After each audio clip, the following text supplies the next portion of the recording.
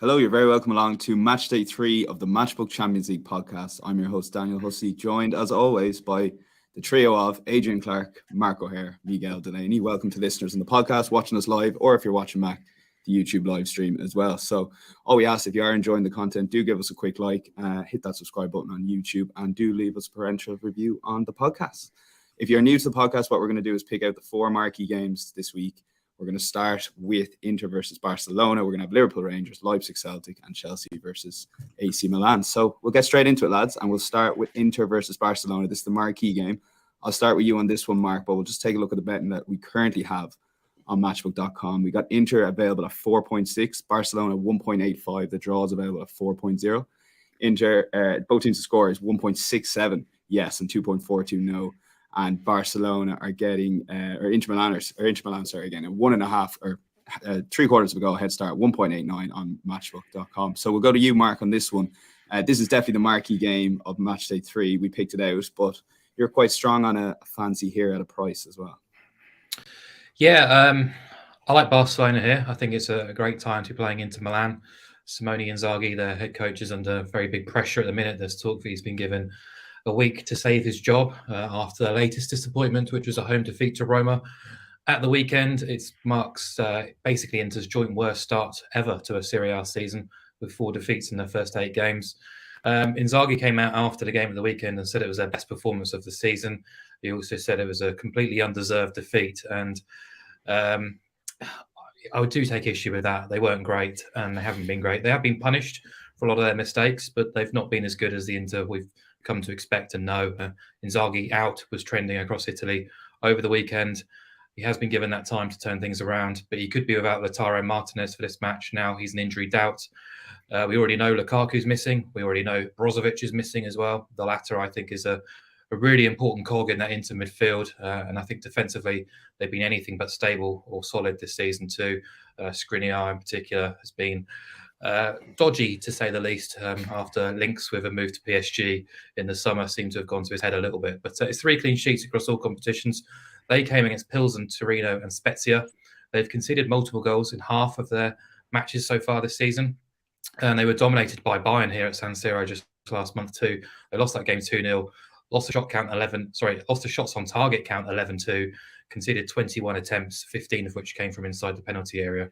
Not ideal, really, particularly when you're coming into a game against Barcelona, who we know all about their ability in forward areas. They do have a few issues of their own, particularly at right back, but Sergio Roberto was back in the squad on Saturday, so he should be able to fill that void. More of a gritty performance from them, winning 1-0 away at Mallorca, which is a tricky away day by La Liga standards, but Lewandowski with a fabulous goal, really. We saw a different side, really, to Xavi's team in that match. But, their away record is very strong under his tutorship. So I don't think there's any sort of doubts about their ability to go away from the Camp Nou and put on a performance. We saw that in Munich on Matchday 2 when they were the better team for large swathes of that game, really should have scored 2 or 3 goals. They generated well over 2 expected goals, and Lewandowski could have had a hat-trick himself. They actually won the shot count 18-13 away at Bayern. So if they come anywhere close to those kind of standards, it's going to be very difficult for Inter to kind of thwart them here. So, Fati started only his second game on Saturday. You've got Rafinha, Ferran Torres, Dembele, all sort of vying for places alongside Lewandowski. You've got tons of options in midfield as well. The only niggling doubt really is about their ability defensively, but I just think in a game where both teams will see this as a winnable opportunity or an important game in the group, I just think Barca have got the ability to outscore Inter, and I do expect them to score at least twice here. So my bet, Barca are odds on. I think they're absolutely fair enough, odds on favourites, but just boosting the price up to 2.2 by backing Barca to win and over 1.5 goals, eliminating the 1-0 away win. So Barca to win by any score, and that's not 1-0 was nice enough for me. Yeah, he does make a good case, in fairness. Miguel, you're also in full agreement here with Mark on this bet. Yeah. Barca, I'm not yet 100% sold on, given I was at their game away to Bayern. But I think you've got far too much quality and more of an idea coming together than Inter, who've had such a kind of a strange season, really. And quite a disappointing one, I think. And it's also, I think, a little bit of not a worry for the group of the Champions League, but more so, I think that this group had been built up as one, almost a kind of a classic 1990s group where you had three proper heavyweights going at it and one under real danger of going out. But now it already feels like it's shaping up to be kind of Barca and like Bayern maybe having beaten Barca already. Bayern kind of streaking clear the top. Barca not too far behind and maybe putting it under with a win at home against Bayern and getting too far away from Inter. I think it's why this is a bit of a juncture game in itself, because I think this will go a long way to maybe deciding that. Yeah, absolutely. Adrian, just talk a little bit on Inter for a minute. Like, obviously, Lukaku was a massive signing. They haven't managed to get him fit yet. In this particular game, you're leaning towards Barca, but you're not quite with the lads on the over 1.5 goals. Just a bit of caution, maybe. Just playing it safe. Yeah, just chucking out something that's a little bit different. I do agree that Barcelona are worthy favourites for the game, and the likelihood is that they won't win 1-0. That there'll be more goals, because Inter Milan have been conceding quite a few goals this season. I think 13 across their 8 matches in Serie A. With Barcelona, the boys, I get why they say not sure about them at the back. Personnel-wise, I can completely see it. But domestically, the numbers are good. They've only let in one in La Liga this season. So that bodes pretty well. We know, as Mark's outlined, the depth of talent up front is frightening for Barcelona. So you would imagine that they'll be able to side through this into defence. But as it's a big game, as it's so important for Inzaghi, and we'll see, won't we, how much it means to the players. Will they play for him in this game? I just think that there is a possibility that they can be competitive here and push Barcelona, who obviously only won 1-0 in Mallorca at the weekend. So it might be another grind, is what I'm saying. So if you think it's going to be that, but you still lean towards Barcelona, just go for them on the nose. Looking at Inter at home to the big hitters in European football of late, they lost 1-0 at home to Real Madrid in the group stage last year. They lost 2-0 at home to Liverpool last year. And they also obviously lost 2-0 recently to Bayern Munich. So they don't tend to score in these games. They don't get blown away either. So, yeah, Barcelona on the nose is my pick. Yeah, so if you want a bit of caution, go for Adrian's perhaps with Barcelona. But we're going to take as an official bet Barcelona and over 1.5 goals at 2.2 with Mark and Miguel's pick there as well. So, but Adrian, you might have a shout in the next game, given it's your game of choice. I don't think the lads are overly impressed with your game of choice here, given what they filled out in the sheet here. But don't want to spoil it too much. This is going to be all you, Adrian. The Adrian Clarke podcast previewing Liverpool versus Rangers. But let's take a look at the betting. It's Liverpool 1.19, very, very short. But I guess it's the opposition. Rangers are 20.0 and the draws available at 9.0. The goal line is 3.5 goals. Both teams to score, yes, is 2.1 and no is 1.87. And the handicap you can see there, Liverpool minus 2.25 at 1.96. So yeah, Adrian, take it away. It's the British battle here, but go on. What are you looking forward to? Well, I wanted to talk about it because it's a great game. You know, it's a great game on paper. Liverpool against Rangers. Battle of Britain and great atmosphere and all of that. And then I must admit, when I looked at the price list, I was scratching around. I was thinking, all the ones I like are ridiculously short. And yeah, it's also a hard game to call because of Liverpool's weird form. Yeah, I mean, I got it woefully wrong on the weekend podcast. Thankfully, you took the boys' pick with both teams to score against Brighton. So I expected a reaction, and we didn't get one, did we? They were all over the place, Liverpool at the back in that game. But for the goalkeeper Alisson, they could easily have lost and conceded 5, really. So that form line, it gives Rangers a chance, doesn't it? On paper, you think, well, maybe they can nick something here. Then you look at Rangers and their record away from home. I mean, they were awful, weren't they? They had their tummies tickled by Ajax. Even en route to last year's Europa League final, they weren't great. They didn't score in Leipzig. They didn't score in Braga. They were beaten by Red Star Belgrade. So the form line on the road in European football isn't good for Rangers. So I get why the guys have looked at this and thought, I don't know what to do here. I'm going to plump for goals because of Liverpool's fragility at the back, but also because I think they're going to absolutely pile on the pressure here. They're going to have 75-80% of the ball. Ajax had 75% of the ball in that 4-0 rout. So Rangers will sit in and they'll try and make it into a game that Liverpool don't like. But are Rangers good enough to hold out against possibly a fired up Liverpool, who still scored 3 against Brighton, by the way, playing poorly? So yeah, I'm going to go with over 3.5 goals. You could have gone with Liverpool and over 3.5 goals for 2.09. But I just can't bring myself to back Liverpool again after that. You keep getting done this season. I keep getting done by them. So I'm just going to say over 3.5 goals, 1.9. But it's a great game on paper, but a very weird one to look at from a betting perspective, because as bad as Liverpool are at the moment, does anyone really fancy Rangers to go and win there, or put up that much of a fight? I'm not so sure. Yeah, in fairness, it wouldn't be a shock if they maybe took the lead perhaps or something and woke Liverpool up into action. So well, Liverpool keep on giving the lead up, don't they? It's a remarkable run on their part where they just keep going from behind. So on that score, maybe the overs is the way to go. Miguel, I've read a lot of good stuff since the weekend, particularly some good comparisons with Klopp and his loyalty to some of the senior players, and someone compared him to Arsene Wenger in his latter years. Is that a fair comparison to Klopp, given we've got a very small sample size and it's the first 8 or 9 weeks, and they were a couple of kicks of a ball away from winning the quadruple last season? I must say I do think that's a little bit over the top. Ultimately, I think when you with all this, you kind of have to stand back a little bit, because really, what's happened the last half decade is that Liverpool have basically pushed themselves to the absolute maximum to keep up with Manchester City, which is a hugely difficult task given the resources, and has really required Liverpool to go beyond. And as you say, they came within a few goals of doing a quadruple last year. And obviously, it used to always be the classic Ferguson maxim that any team only has a 3 or 4 year cycle before you have to change it. That's what we've seen with Liverpool, and with Mane eventually moving on, almost forcing that on Klopp. But the thing with that is that it does mean that Liverpool it's not a full transition, because, as you say, there's still a lot of players there, but it's kind of an ongoing transition.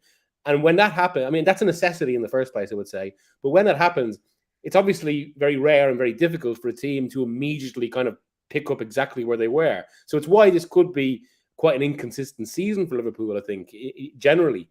And there's probably a bit more to it than just bad form right now. But I think it would be hasty to get into any kind of wider criticisms about Klopp yet. I also must say, I think it's different to the Dortmund situation, which has come up a little bit, because, with Dortmund, I suppose, the issue there was almost as much as anything. Anytime they would make progress, it was every year almost Bayern would take a player off them. So it's like the gap was never going. I think that almost kind of inevitably caved in for him there. To kind of a situation that they did ultimately retrieve a little. So I don't think Liverpool is comparable to that. As regards this season and this game, the one thing I would say, I completely agree with Adrian. It's very difficult to bet on Liverpool, which is why I was surprised he picked the game. I was trying to look for all sorts of coming up with different scorelines, different situations, see whatever there was nothing. The one thing I would say is,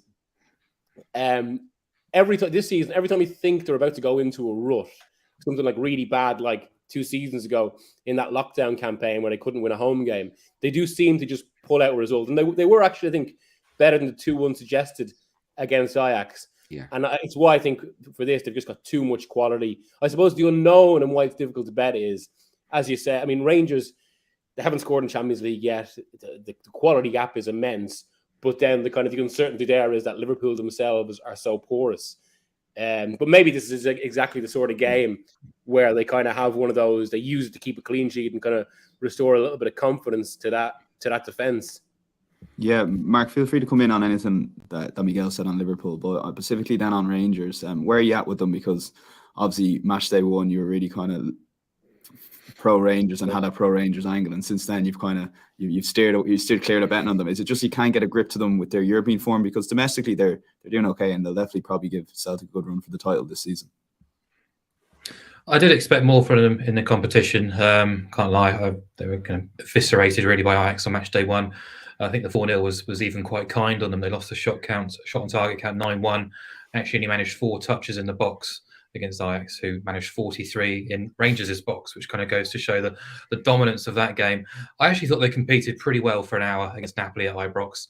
We talked about that game being hugely emotional because of the situation, as well as quite historic with Rangers back in the Champions League. And I thought they stayed with them really well. And the red card did turn the game and gave the initiative to Napoli, who then obviously ran out comfortable winners thereafter. But yeah, I mean, I think it's worth noting as well that the Ajax game came, I think, days after they played Celtic in an Old Firm game as well. So yeah, perhaps they were a bit leggy. I don't know, but I'm trying to be kind to them. They've been underwhelming, shall we say, in those first 2 games for large parts, and they're obviously away again now as well. So they've managed just 4 shots on target across their first 2 Champions League games, which isn't good enough, really. And Miguel's absolutely spot on about Liverpool against Ajax. The 2-1 was really kind on Ajax. They got absolutely obliterated in that game. They lost the shot count 24-3, and they scored with their only shot on target at Anfield as well. So I would not be surprised to see Liverpool click back into gear, but these slow starts haven't just been an issue this season, but they ended last season in the same manner as well.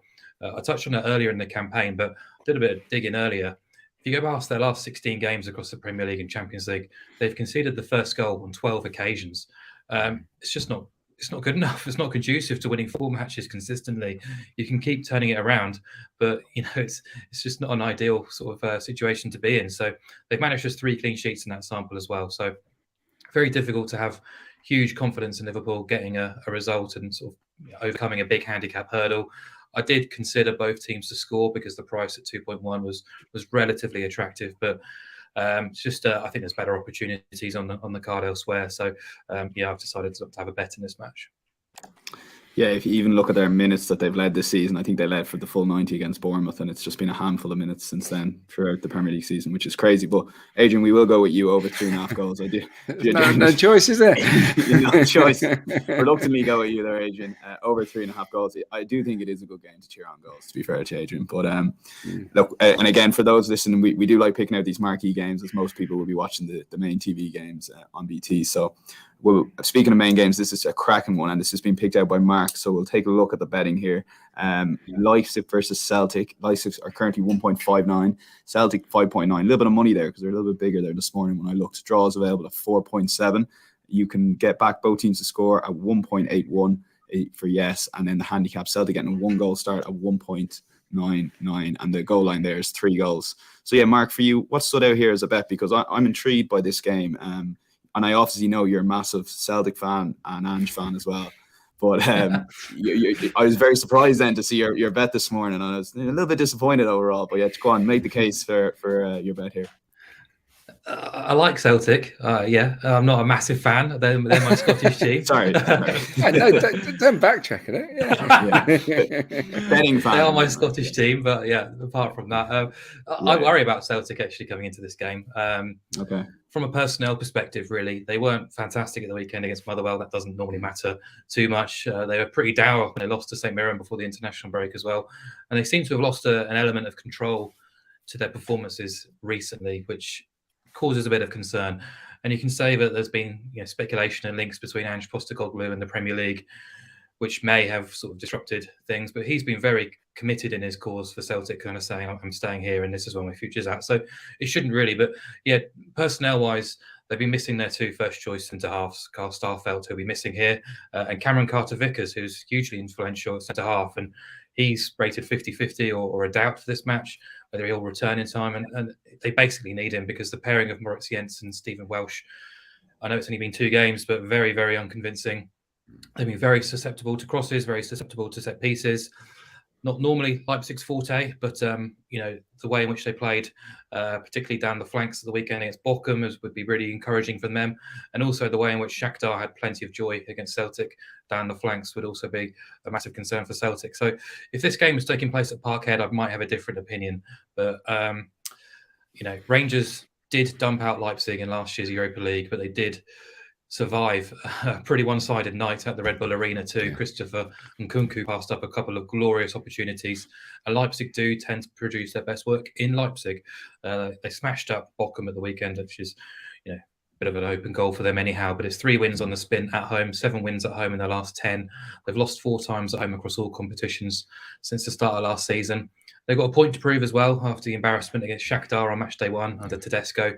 And I thought they were excellent at Real Madrid on Matchday 2 under Marco Rosa. The 2-0 defeat was very, very harsh. They missed a host of great opportunities. Madrid scored twice late on. And, as Real Madrid tend to do, it seems to be in this competition. But on Saturday, I just look at the team that they fielded, particularly in forward areas. Nkunku, Werner, Szoboszlai, Andre Silva, Forsberg coming off the bench. There's some serious firepower there, some serious ability. And I think Celtic, who looked fragile defensively in recent weeks domestically, as well as against Shakhtar on neutral ground, this is going to be a difficult game for them. We know traditionally they tend to struggle, and Scottish teams tend to toil away from home in European competition. And I think Leipzig, it's a massive game for them. So I'm happy to back them to win the game and cover the over 1.5 goals as well. So similar to Barcelona, basically Leipzig to win by any scoreline that's not 1-0. They don't have the best clean sheet record themselves in this competition, but I just think that foursome going forward will just be too strong for Celtic. Yeah, another interesting angle with over 1.5 goals. Adrian, for you, and Mark touched on it with Celtic's away record and Scottish teams in general away record in Europe. And this goes all the way back to Lennon and the Rodgers era in particular. But why is it that Scottish teams can't travel there, like in Europe? I know there's the quality gap, and I know the home venues are very intimidating for opposition. But is it just a case that they freeze when they go away from home to these big venues? I think that makes a difference. The atmosphere in the home games negates the quality gap, doesn't it? On the road, you've got the difficult atmosphere to cope with and the quality gap, and I think particularly it's also the pressure that they're put under. They're not domestically, Rangers and Celtic don't have to defend a great deal. Certainly they don't have to defend a great deal against top quality players. When you go away in Europe, that's what happens against pretty much everyone you face. So it really does test you.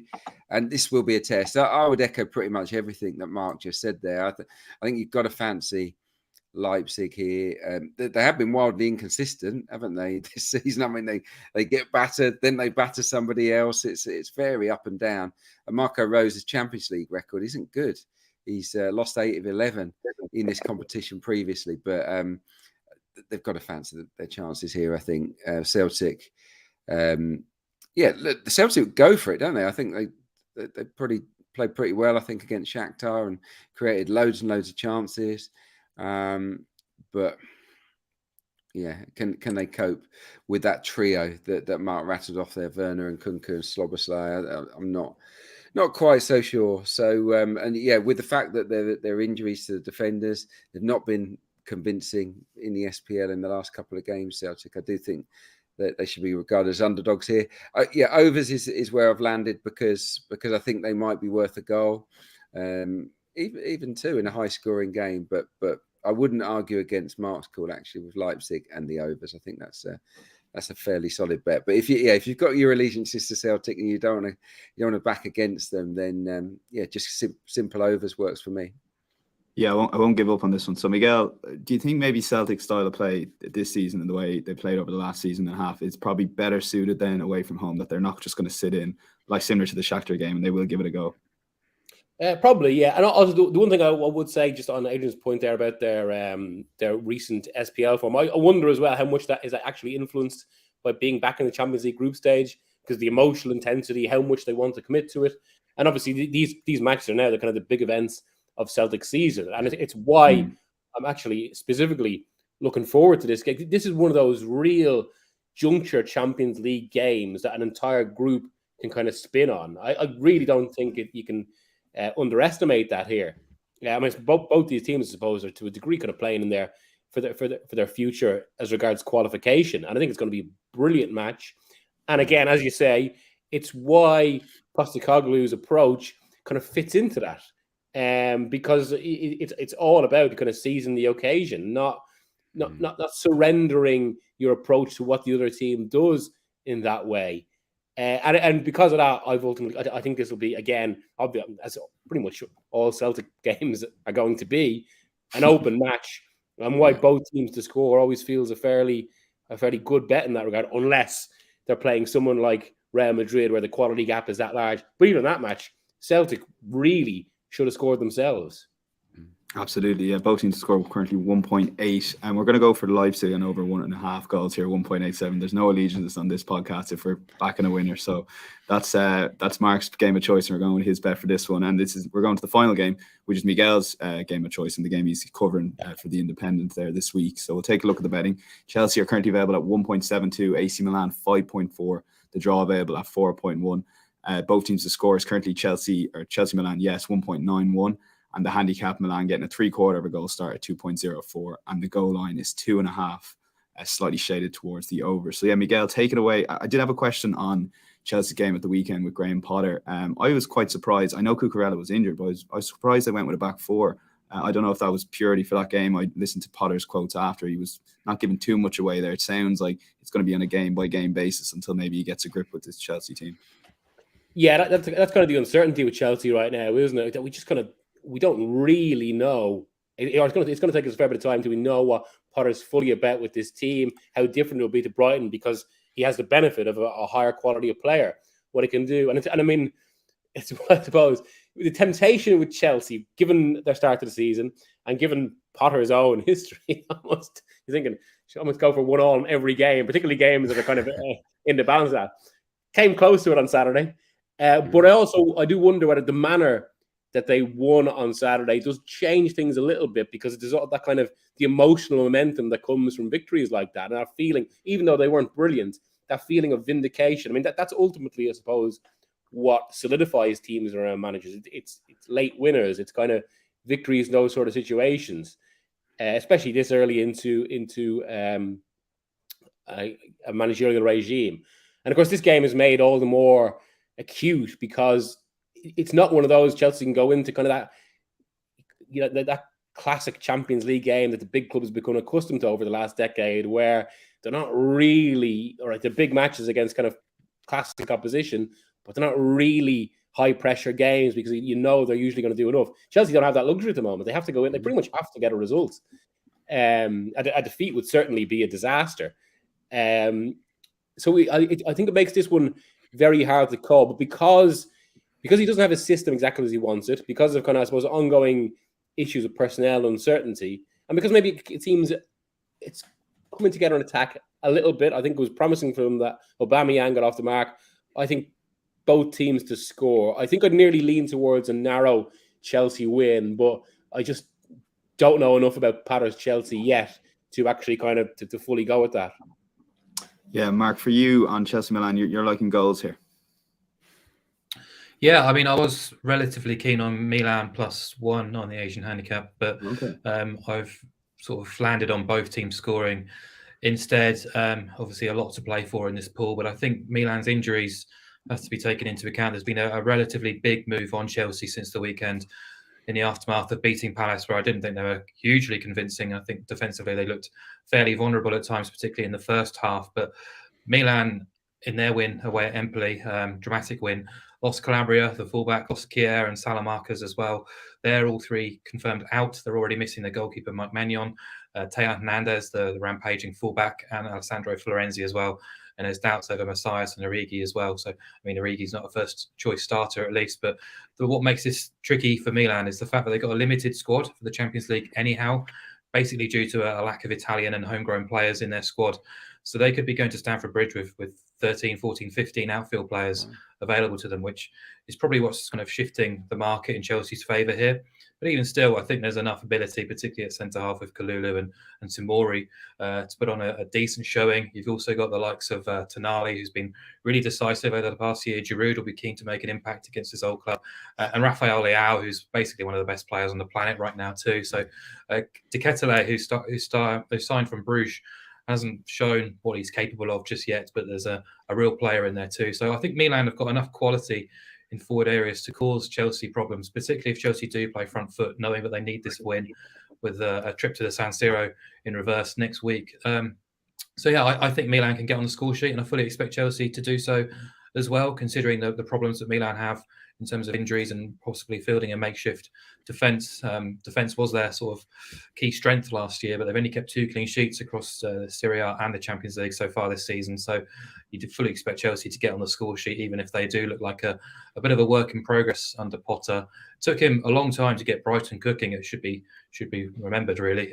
He had a pretty much full season when a lot of people and dinosaurs in the media were sort of suggesting he should be removed from his role and Chris Hughton reinstated. But he's had very little time to work on the training pitch. Chelsea playing every 3-4 days, so it might take time until we see the real Chelsea kind of step forward, and I think that creates a couple of issues, really. So I do fancy Milan to get a goal here and cause some problems. They failed to score once this season and only twice away last season did they fail to score. They scored at Anfield, they scored at Atletico Madrid as well. So I wouldn't put it past them getting on the score sheet in what should be a really interesting game. Yeah, interesting angles there. And Mark touched on the defence, Adrian. I guess you look back at the Palace-Chelsea game and the key moment in the game, Thiago Silva, if that is given a red card, we're probably having a different conversation. The narrative around Chelsea is a little bit different going into this game. How was it not a red card? I mean, that was a really, really poor piece of officiating. It was a cynical foul, and yeah, they were 1-0 down at the time. They probably would have lost that game, and then they come into this one feeling in a very different kind of mindset. The pressure is on, isn't it? They really do need a result. Obviously, they've got to play the reverse one in Milan shortly afterwards as well. So this is huge for Chelsea, who don't keep many clean sheets at Stamford Bridge. Certainly, they weren't during the sort of latter weeks and months of the Tuchel regime. So that will give Milan encouragement. I'm a big fan of Rafael Leao as well. I think he's absolute class, and I think he can hurt this Chelsea team. But I agree with the boys. I would definitely lean towards Chelsea if we were to deviate from both teams to score, and that would be my first choice pick as well. If we were to deviate from it, I think I would go with Chelsea and over 1.5 goals, which I think is available at the right side of evens, 2.14. So that's something to think about. Just going against the both teams to score angle, just slightly, they haven't given many chances away, Chelsea, really. I was looking at the shot count against Palace. It was only 7. Against Salzburg in the Champions League, it was only 4. So in 2 games, they've only faced 11 shots. That's not too bad. That's pretty solid. And when you think about Potter's Brighton, they're always really, really hard to create chances against. So Potter and his structure, if he can get that working, I think he will fix the goals against column fairly quickly. So it's just something to consider. Another reason to maybe back Chelsea here is Milan's record in England is absolutely awful. They've won 1 of 20 away games in European competitions in England. It was all the way back when you were probably playing Kiss Chase in the playground, Dan, in 2005, Old Trafford. So I bet you won't even remember that. So it's a long, long, long time since Milan came to England and won in European competitions. So I think Chelsea should feel quite confident going into the game. But yeah, all in all, I think it'll be a good game where both attacks cause the opposition defence problems. The memories came flooding back when you mentioned Milan in England. Do you remember Arsenal were 4-0 down? I thought you were going to say with a Kiss Chase there, yeah? No. I was going to say Milan. An unusual reference in this. Milan were 4-0 up against Arsenal. Arsenal brought them back to the Emirates. Arsenal got 3-0 and Robin Van Persie decided to chip the goalkeeper instead of banging in the net and would have made it 4-0. Oh, yeah. I remember that. They've not enjoyed their trips to this country. So, but yeah, no, I think we're on the right track here with both teams to score, or maybe a Chelsea win. Yeah, we'll lean both teams to score, then lock it in. And 1.91 is pretty decent price there, so we'll lock that in. And we're going to do any other bets there, but just do a quick bet recap of what we have so far. Barcelona and over 1.5 goals, currently available at 2.2. Liverpool versus Rangers, we're going for over 3.5 goals at 1.9.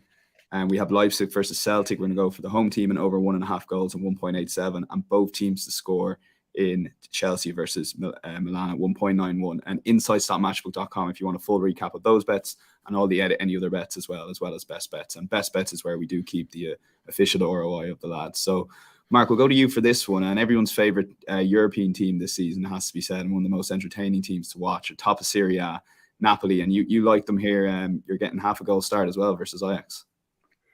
Yeah, this is probably more tiered against Ajax than it is pro Napoli, really. I'm just taking issue with the price and where they are in the market, which is basically suggesting that they're rated as equal against Napoli. Obviously, they made me look pretty foolish when I opposed them against Rangers on Matchday 1. But I think we earned a bit of respect back when opposing them against Liverpool, where they were well beaten, much more comfortably than the 2-1 suggested. Barely had a sniff. And yeah, I just don't really like Ajax at 2.3 to win this game. I think it's very debatable to suggest that they're as good, if not better, than Napoli. And I think if you take out the Rangers game, they've been played off the park at Anfield. They were beaten by RZ Alkmaar, who, in fairness, are going great guns in the Eredivisie. And they were held at home by Go Ahead Eagles at the weekend, which is quite an embarrassing result. And look, of course, they deserve to win that game quite comfortably, and that's football for you. Sometimes you don't get what you deserve. But, we've spoken numerous times already this season about the mass changes in playing staff and coaching at Ajax over the summer. Big exodus of players. Well over half of their first choice players have departed. And I think you are going to experience a few hiccups along the way. No doubt that there'll be a force again, probably after Christmas, but quite happy to oppose the narrative right now that they're as good as Napoli, who, even without Victor Osimhen, are just going great guns at the minute. If you look at their first 2 Champions League fixtures, tiny sample, of course, but on paper, very difficult hosting Liverpool and going away to Ibrox against Rangers. They scored 7 goals. They've curated the highest expected goals tally in the competition after 2 match days, more shots on target than anyone else. And they just continue to march on domestically. The way in which they dismissed Torino at the weekend, scoring 3 goals against a stubborn side, just to me emphasises that this team are quality and in all areas, really, particularly in forward. In the final third, with Simeone and Raspadori potentially coming in as a replacement for Osimhen, and Kvaratskhelia just continuing to grow his reputation. And Gisa in midfield is just being marauding up and down, getting on the score sheet now as well, multiple times too. And they've actually saved a lot of their best performances under Luciano Spalletti, 2 away games as well. They won away at Milan not so long ago before the international break, and lost just twice on the road in Serie A under his stewardship as well. So this is a team that knows how to get results away from home. They've scored 25 goals in League and Champions League already this season. I think they can score, and I think they can avoid defeat in Amsterdam. And I think 176 on Napoli plus half a goal is a very decent price.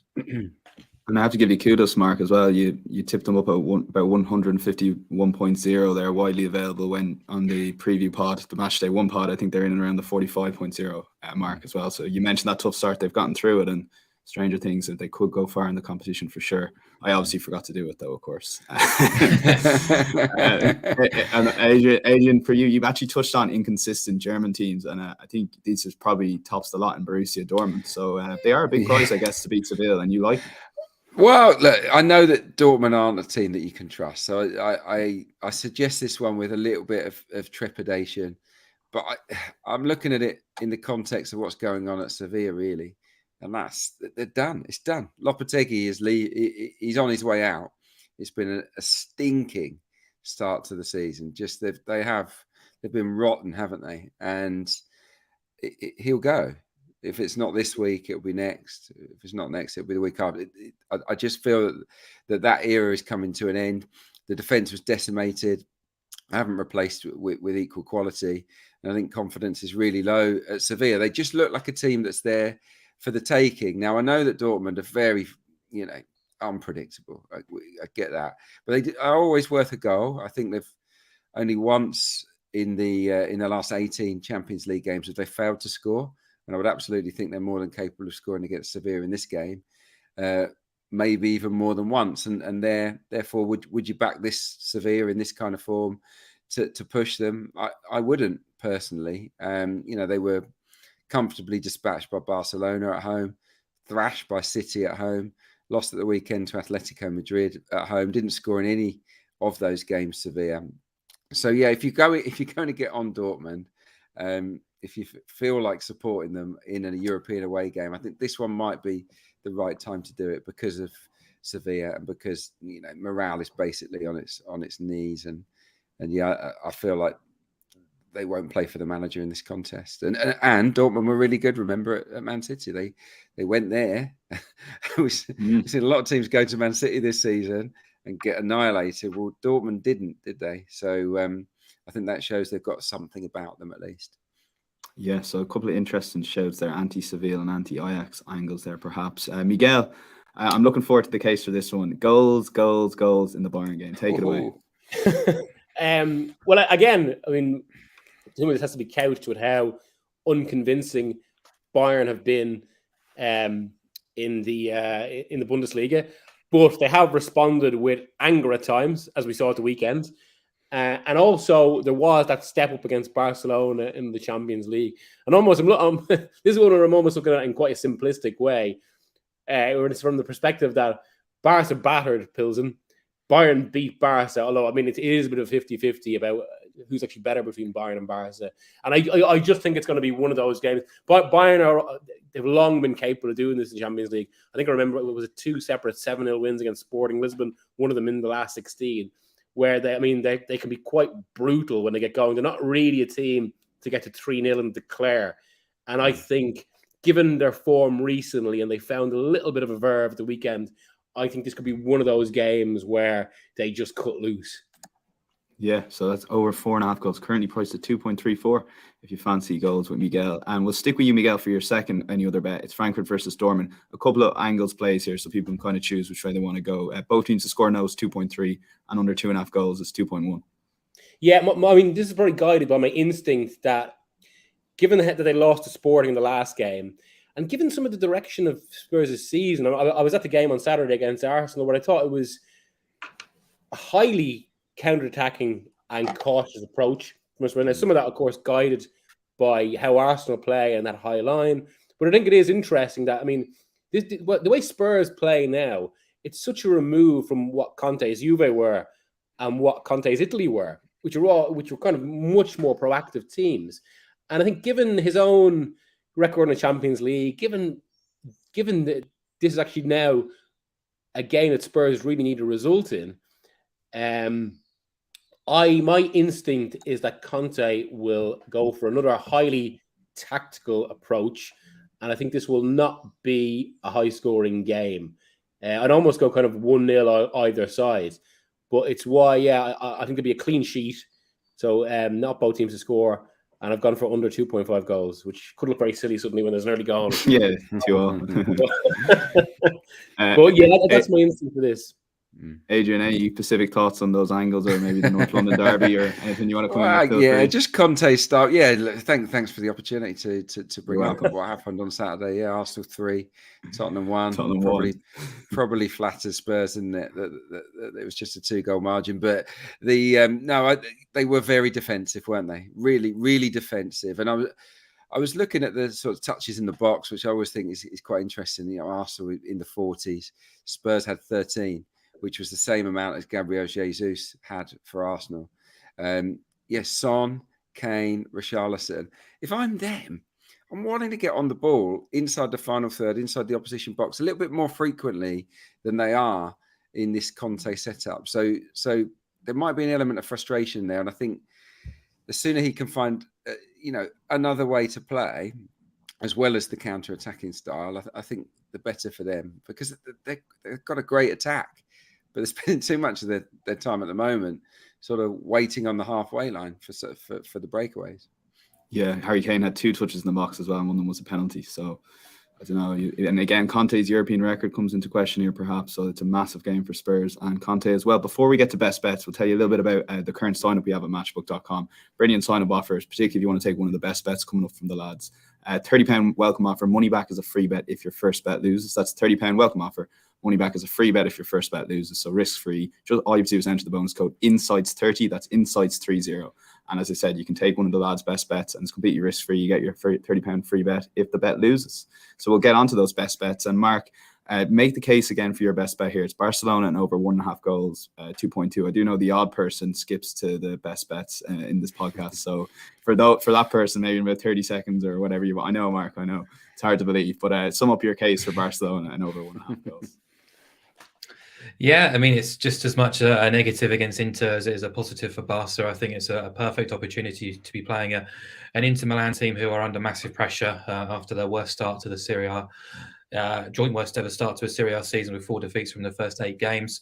Inzaghi likely to be without Lukaku and Brozovic, possibly Lautaro as well, which weakens them significantly. And this is a team that were well beaten, not just beaten by Bayern Munich at San Siro last month. The 2-0 scoreline probably wasn't quite a fair reflection on Bayern's dominance in that match. And if you take Barcelona's performance away in Munich on match day 2, this is a team that's more than capable of going to San Siro, scoring a couple of goals and winning comfortably with all the attacking Arsenal at their disposal. So, I think Barcelona win the game, and just adding over 1.5 goals effectively just eliminates the 1-0 correct score on the away team. And I think the price at 2.2 is quite attractive in that sense. Yeah, Miguel, your best bet is Brugge versus Atletico under 2.5 goals, 1.84. I smiled mainly because of the Atletico angles that you love taking the unders there, but also you were in you were in Bruges, I think, recently. I saw on social media. Yeah. A lot going on. I'm quite dogged on that, and maybe dictated by Simeone's history rather than what we're seeing now, which is a much more erratic Atletico. But I mean, we were very close to getting it in that first group game. Which I'm still sore about.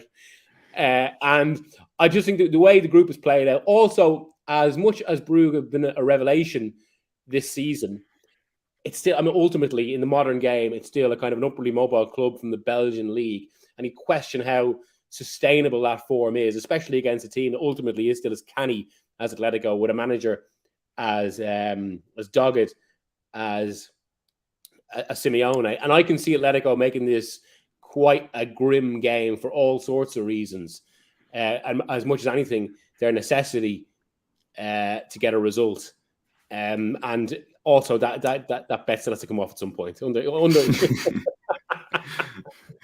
persistent, and a Simeone dogged persistence about it. I'm still sick of those 3 goals in at a time for those unders, 2.5 goals. One of the sickest beats I've seen in a while. Adrian, Clarke, you give us a small chance to very briefly talk about Haaland in your Manchester City selection here. He was absolutely breathtaking, wasn't he? And take it into maybe this game in your bet here as well. He's just so good, isn't he? The timing of everything that he does is immaculate. It's genius, really. He is an unbelievable talent. Will he start in this game? It's an opportunity, I think, for Pep Guardiola to potentially rest him, but which might go against my pick. But Manchester City at home, if there's an opportunity to back them to win and to go over 3.5 goals, then I'm happy to take it, especially against the Copenhagen team that aren't good travellers. I was looking at their recent record on the road. They've lost their last 4. And 3 of those were domestic games in Danish football that they lost away from Copenhagen. They conceded 2 or 3 goals in each of those games. So the structure of their team isn't particularly robust on the road at the moment. And that's not what you want when you're facing a trip to the Etihad. So with or without Haaland, I would absolutely fancy this to be complete one-way traffic and for City to carve out chance after chance after chance. And what are the chances of them winning this 4-0, 5-0, 6-0, maybe 4-1 chucked in or a 5-1? I think they're quite high personally. So they lost 3-0 in Dortmund, Copenhagen. I think it could be even worse for them against the Manchester City team that I actually feel will come out of that Manchester derby feeling slightly annoyed with themselves. They had United there for a 6-1, potential 7-1, 8-1. That's how dominant they were. And that flattered Man United at the end. So I think Pep Guardiola, whoever he picks, he'll be onto them a little bit to say, look, let's be ruthless tonight and absolutely wipe the floor with this team. And none of this backing off in the second half and letting them back into the contest. So, that's where I'm going with this. City always score at home. They almost always win. And I don't think Copenhagen stand a chance, if I'm honest. Can I just make a quick point? Yes, you can. Adrian, you can boost your price on Man City if you want to evens. Ooh. Does that sound interesting? Of course it does, yeah. I think I've got this right. If you head to the correct score market on Matchbook, head down to the bottom, any other win is evens, which is basically City to score 4 or more and win, which is kind of similar, I guess. Yeah. You're basically just ruling out the 3-1. So, if you expect City to score 4 goals, it's even money there.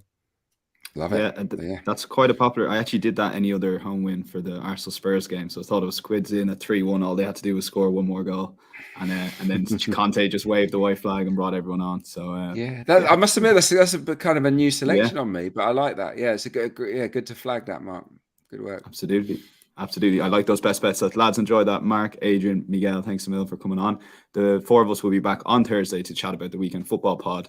And we'll also be inside.matchbook.com is the place to find a full recap. As I know, there's plenty of bets in there. So that'll be up there from about Monday afternoon. But from me and the lads until Thursday, take care, enjoy the Champions League, and we'll chat to you on Thursday.